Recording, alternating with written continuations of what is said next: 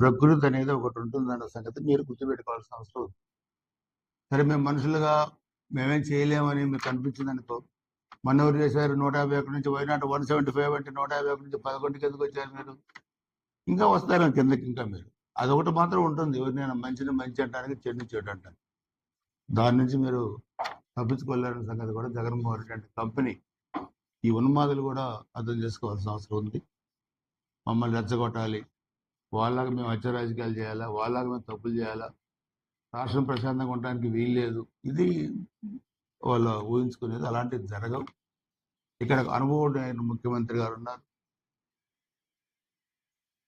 జాతీయ భావాలు కలిగి ఆంధ్రప్రదేశ్ని వినాశకారుల చేతుల్లోకి పోకుండా కాపాడగలిగే విజ్ఞతగలిగిన పవన్ కళ్యాణ్ గారు ఉన్నారు. భారతీయ జనతా పార్టీ కేంద్రంలో అధికారంలో ఉంది.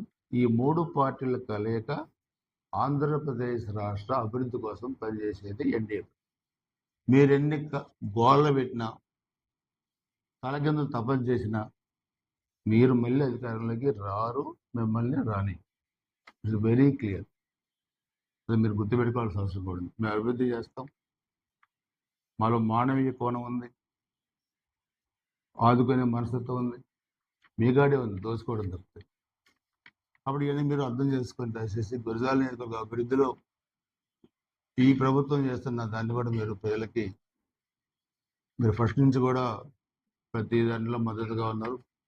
పాత్రికేయ రంగం ఈ 4వ తారీఖు ప్రోగ్రాం కూడా మనం ముందు ప్రజలకు తీసుకెళ్ళి ఎప్పటికప్పుడు వైసీపీ అరాచకాలను ఎనగట్టే దాంట్లో మనం ముందుండాలి. దాంట్లో మీ సహకారం, ప్రజల సహకారం కావాలని చెప్పి కూడా